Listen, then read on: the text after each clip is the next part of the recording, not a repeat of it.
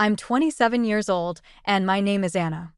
I've lived with my parents and younger sister for the past 2 years, although I didn't want to do so. I'll tell you how I got here. When I graduated from college, I couldn't wait to live on my own. I left my parents' house and found a tiny apartment that I could afford on my entry-level wage. It was a simple apartment in an older building with a single bedroom, but it was mine, well, rented, but you get the idea. I started living frugally because I wanted to save enough money to purchase my own apartment eventually. I drove my old Honda Civic that I had owned since college, shopped at thrift stores, prepared lunches for work, and only went out to dine maybe once a month. Even though it wasn't glamorous, I took pride in seeing my savings account increase each month. Lily, my sister, was quite different from me. She was the clear favorite in our family and was just 17 when I moved out, making her 6 years younger. Her parents provided her with everything she desired, including high-end cosmetics, the newest iPhone, and luxury clothing. They also allowed her to use their more recent vehicle anytime she desired. Lily always made it a point to show off whatever new item she had acquired that week whenever I went to my parents' house for Sunday supper. "Anna, check out my brand new Gucci handbag." She would shriek, "Isn't it gorgeous?" knowing full well that I couldn't buy such a thing. "Oh, is that the same sweater you were wearing in your Facebook photos from 3 years ago?" I made an effort to disregard her remarks. "It is still in wonderful condition." Why would I swap it out? Because it's really outdated. Looking to our parents for approval, Lily would giggle and exclaim, "God, Anna, you dress like a grandma." When she behaved in this way, neither mom nor dad ever spoke. They would simply change the topic or grin indulgently. They must have assumed it was innocent teasing. I continued saving and put a lot of effort into my marketing profession over those years. I gained knowledge, was promoted, and was genuinely establishing a career for myself. Coffee gatherings, weekend hikes, and movie nights at home were all enjoyable activities with my small group of close pals. I was happy. Then everything changed just after my 25th birthday. As soon as I arrived for Sunday supper, I realized something was off. Mom's eyes were crimson, as if she had been sobbing, and Dad was abnormally silent. Lily was also quiet, browsing through her phone without displaying any new content. Tension pervaded the air as we sat down to dine. Dad cleared his throat at last. His voice was strained as he stated, "Anna, we need to talk to you about something important." Mom grabbed his hand and gave it a squeeze. "Your father lost his job last week. The company is downsizing, and they let go of everyone in his department." I put down my fork. "I'm so sorry, Dad." "That's terrible." Mom started twisting her napkin in her hands. "The thing is, Anna, we don't know how we're going to manage financially. Lily's tuition payments for college start next month, and then there's the mortgage, car payments, utilities." Then all three looked at me, and I knew what was coming before they said it. "Anna," Mom said, tears welling up in her eyes, "we hate to ask this of you, but we're desperate. Would you consider moving back home for a while, just until your father finds a new job? If you contributed to the household expenses, we could keep paying for Lily's tuition and keep the house." I felt like I'd been punched in the gut. Move back home? Give up my independence? Put my own savings plan on hold? But looking at their desperate faces, I couldn't say no. "How much would you need each month?" I asked, already mentally saying goodbye to my apartment. "About $1,800 would cover Lily's tuition and help with the bills," Mom calculated quickly. That was a huge chunk of my salary, almost everything I had been putting into savings each month. But they were my family, and they needed me. "Okay," I said finally. "I'll give notice on my apartment this week." Mom burst into tears and hugged me tightly. "You're saving us, Anna.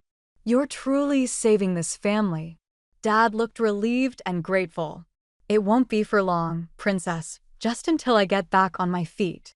Even Lily seemed appreciative. "Thanks, Anna. I didn't know what I was going to do if I couldn't go to college with my friends." 2 weeks later, I moved back into my childhood bedroom. Well, what had been my bedroom. After I'd moved out, Lily had converted it into a walk-in closet for her expanding wardrobe. Now, her clothes had been hastily moved out, though the closet was still stuffed with her overflow items. The room felt smaller than I remembered, with its pale blue walls and twin bed. I'd had to put most of my furniture in storage. That first night back, lying in my old bed, I tried to comfort myself with the thought that it was just temporary. Dad would find a job soon, and I'd be back on my own in no time. I had no idea then how wrong I was, or how quickly things would change once I was back under my parents' roof.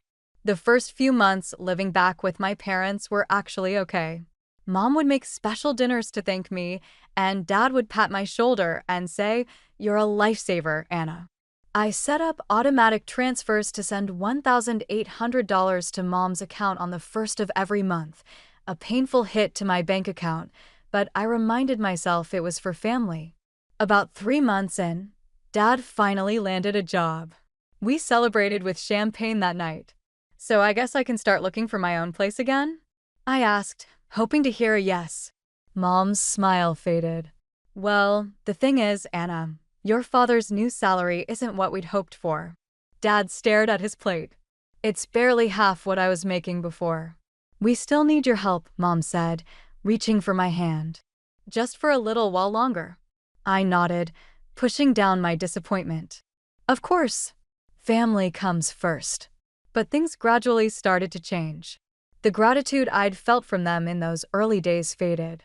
Little comments started popping up. "Anna, do you really need to spend 40 minutes in the bathroom every night?" Mom complained one evening. "It's wasteful, and you're not the only one who lives here." My evening bath was the one luxury I still allowed myself, a chance to decompress after work with some hot water and a book. I scaled back to 20 minutes. Then there were the meals. Mom used to make my favorite lasagna at least once a month. Now it was all Lily's favorites: chicken parmesan, stir fry, fancy salads with ingredients I didn't even like. Small things kept piling up. Extra grocery runs for Lily's special snacks.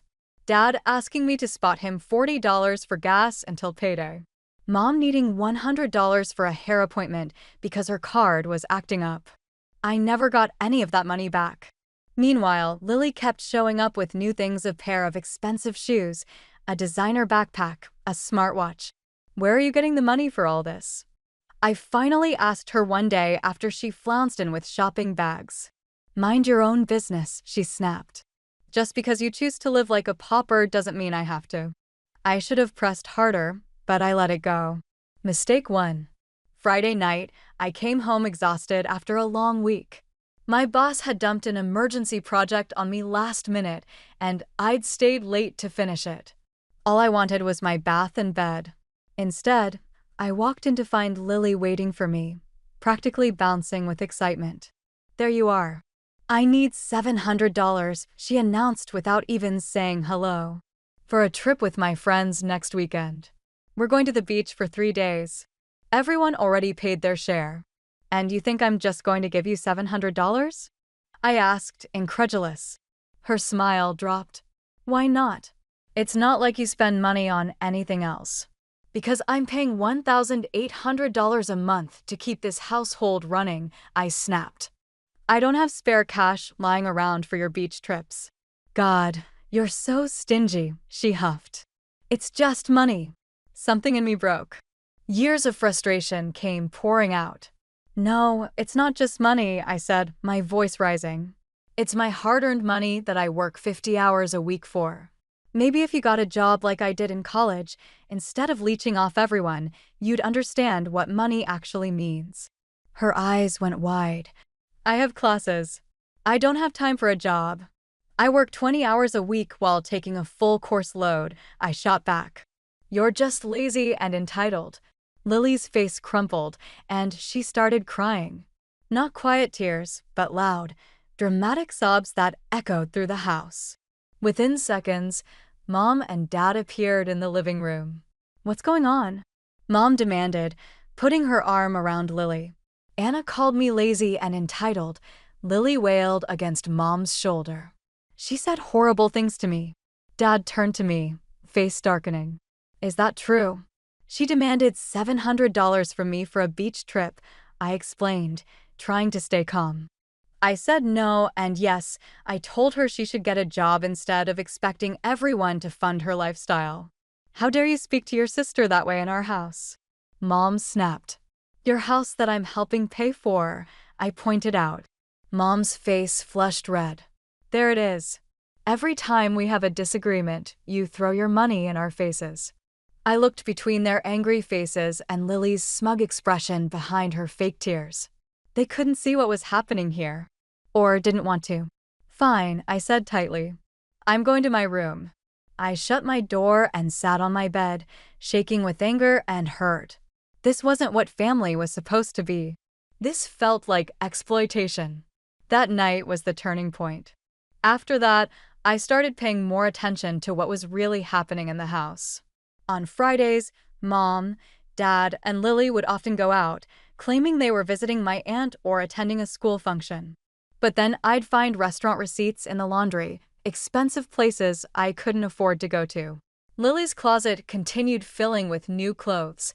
She got a MacBook for school, then a fancy camera for her photography class. Meanwhile, I was still driving my 10-year-old car and wearing clothes until they literally fell apart. 6 months passed like this. A year. Then 18 months. Every time I suggested moving out, there was some new financial crisis that required me to stay. Dad's car needed repairs, the roof was leaking, Lily's tuition went up. I was trapped in a situation that seemed to have no end in sight. My dream of owning my own home felt further away than ever. And the worst part? My family didn't even seem grateful anymore. They treated me like an ATM machine that occasionally took up space in their bathroom.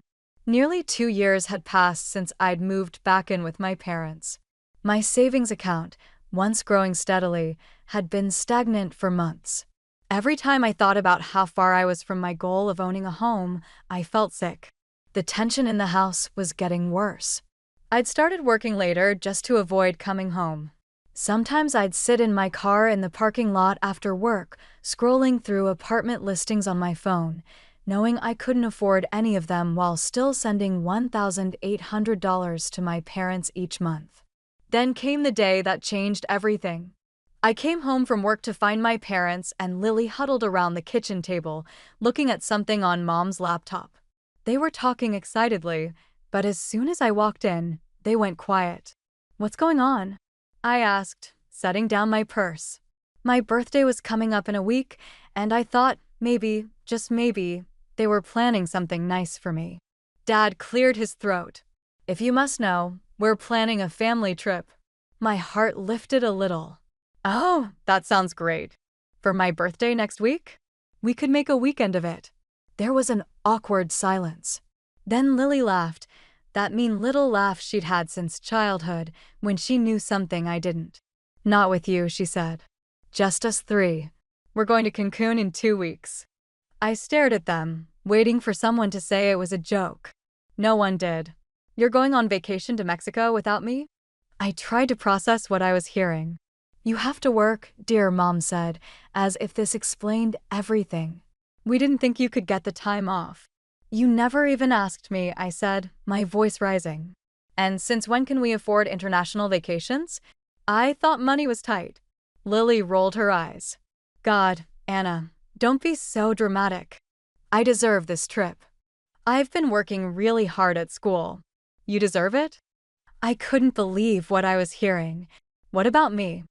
I've been working nonstop and giving you guys nearly $2,000 every month for 2 years. Here we go again, Dad muttered. Always keeping score. It's not keeping score to point out that I'm paying for everything while you guys are planning beach vacations without me. I shouted. Mom pressed her hand to her chest in that dramatic way she had.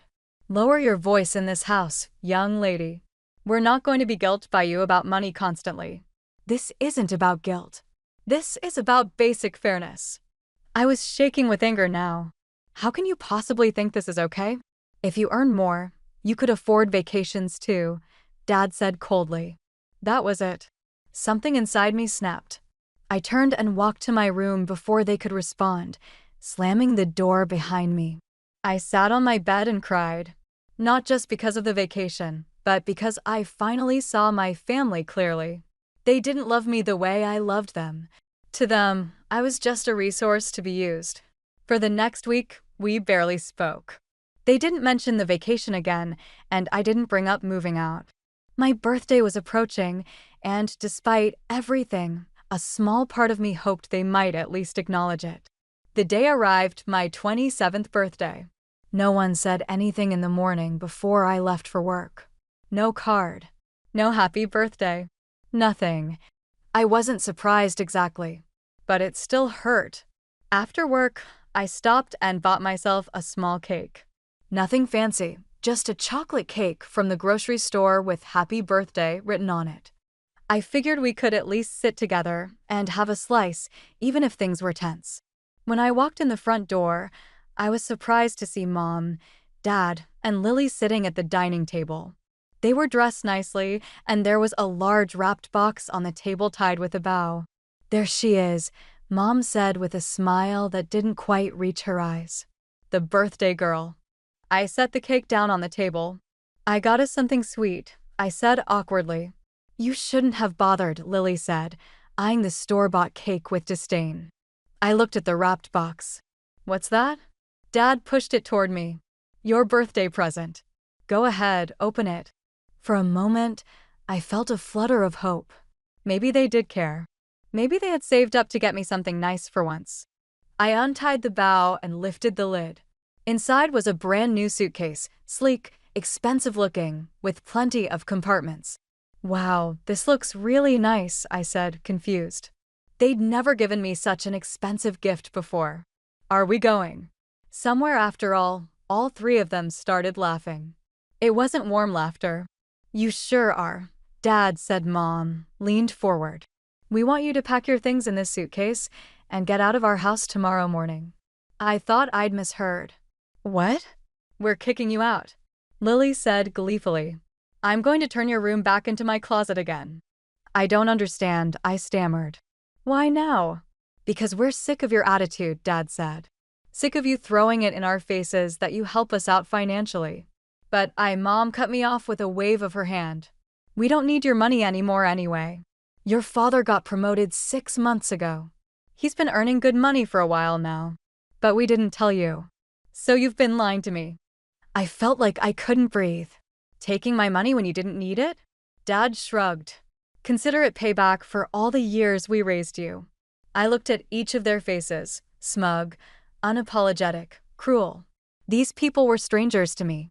Without a word, I stood up and went to my room. I didn't cry. I didn't scream. I just felt a strange sense of clarity. This birthday had indeed become a gift. It had shown me exactly who my family was and that I needed to get away from them for good. I didn't join them for cake. I heard them laughing downstairs, probably eating my birthday cake without me. I lay on my bed, staring at the ceiling, thinking about what to do next. The next morning, I packed everything I owned into the new suitcase and a few boxes. It didn't take long. I hadn't accumulated much in the 2 years I'd been back. My parents and Lily were still asleep when I called an Uber to take me and my stuff to the nearest hostel.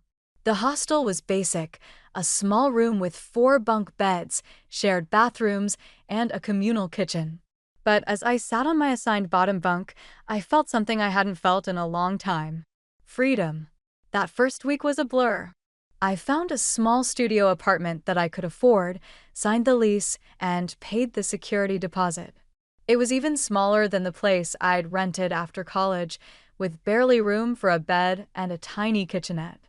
But it was mine. No one could kick me out on a whim. Setting up the apartment was simple since I had so little: a bed, a desk, a small table with 2 chairs. I bought everything secondhand. With each item I placed in my new space, I felt more like myself again. The first month passed without a word from my family. I blocked their numbers on my phone, but I still checked my email regularly for work. I threw myself into my job, volunteering for extra projects and staying late whenever possible. My boss noticed and hinted at a possible promotion in the coming months. Slowly, I started rebuilding my savings. Without the $1,800 drain each month, I was amazed at how quickly the numbers in my account grew. I still lived frugally. Some habits die hard, but now it was my choice. I treated myself to a nice dinner out to celebrate my first month of independence. For more months passed. I got that promotion at work, along with a decent salary bump. I started to research first-time home buyer programs, thinking that maybe my dream wasn't so far out of reach after all. Then, exactly 6 months after my birthday eviction, my phone rang with an unknown number. Something told me to answer it. "Hello, Anna, it's Mom." My stomach dropped. Her voice was sickeningly sweet, the tone she used when she wanted something. "What do you want?" I asked flatly. "Don't be like that, sweetie. I'm calling because we need to talk. Can you come over to the house? It's important." "No," I said firmly. "Whatever you have to say, you can say it now." There was a pause, and I could almost hear her calculating her next move. "Fine," she sighed dramatically. "Your father lost his job again. They had another round of layoffs, and this time he was included." "That's unfortunate," I said, not letting any emotion creep into my voice. "He's been looking, of course, but the job market is terrible right now," she continued. "We have bills piling up, and we've fallen behind on payments. The bank is threatening foreclosure." I stayed silent, waiting for the inevitable ask. "We need your help, Anna," she finally said. "We want you to move back in and help us with the bills again like before." I laughed. I couldn't help it. The audacity was breathtaking. "You're joking, right? After you kicked me out on my birthday? After you lied to me for months and took my money when you didn't need it?" "We made a mistake," Mom said quickly. "We were stressed about other things. You know your father's temper. We all say things we don't mean sometimes." "No," I said. "I'm not moving back. Not now. Not ever." "But we're your family," she protested. "We need you. You should have thought about that before you treated me like garbage for 2 years." "Goodbye, Mom." I hung up before she could respond. Within minutes, my phone was blowing up with calls from my parents and Lily. I blocked the new numbers and went back to making dinner. Over the next few days, they tried everything: emails begging for help, texts from numbers I hadn't blocked yet, even a handwritten letter pushed under my apartment door. Which was especially creepy because I hadn't given them my address. I ignored it all. I'd given them enough of my life already. Then, 2 weeks after the first call, I received an email from someone claiming to be their lawyer. The message was formal and threatening, stating that my parents were demanding I pay them $24,000 for room and board for the 2 years I lived with them, retroactively calculated at $1,000 per month. I almost deleted it as a scare tactic, but something about the letterhead and signature looked legitimate. A quick Google search confirmed the lawyer was real. Panicking slightly, I reached out to James, a college friend who had become a lawyer. We grabbed coffee that weekend, and I showed him the email. "They're bluffing," he read it and declared. "This is harassment, not a legitimate legal claim. Can you help me respond?" I inquired. "Better than that," he said with a smile. "I'll respond for you officially, no charge." That following day, James wrote a reply. The letter was flawless, scathing but professional. After acknowledging their allegation, it methodically disproved it by pointing out that I had been giving my mother $43,200, or $1,800 per month, for the previous 2 years. The letter ended by saying, "My client is ready to file a counterclaim for the full amount of $43,200, plus legal fees and emotional damages, if your clients wish to pursue this matter in court. All of the transfers are recorded in our bank records." That evening, James sent the email using the account of his company. The attorney responded 3 days later with a brief communication indicating that his clients had made the decision to drop the case. It was over in an instant. The phone calls ceased. The texts ceased. The emails ceased. I learned that things weren't going well for them from common relations. Dad was still looking for work. To pay for Lily's last year of college, they had to sell one of their automobiles. They were in danger of losing the house because creditors were calling all the time. This news would have destroyed me a year ago. Regardless of how they treated me, I would have hurried to assist. Now, though, all I could feel was a kind of remote sympathy, the kind you get for strangers in the news. They had already made up their minds. They had not treated me like a daughter, but more like an ATM. When they felt they no longer needed me, they abandoned me after taking advantage of my generosity and devotion. I have been living on my own for a year today. I just made a down payment on a modest townhouse through a program for first-time homebuyers. A stepping stone, but not yet my ideal house. I have never had a healthier savings account. I even started dating someone who appreciates me and my ambitions after receiving another raise at work. I still occasionally get a little upset when I think of what I lost. Not the money, but the appearance of family. I believed I recognized them. I believed that they loved me just as much as I loved them. However, I had acquired self-respect, which was more precious than money or even family. Now that I am aware of my value, I will not allow anyone, family or not, to make me forget it. What about Lily and my parents? They're still having trouble, I hear. However, their issues are no longer mine. I'm genuinely free for the first time in my adult life. And I couldn't be forced to give that up for any amount of money.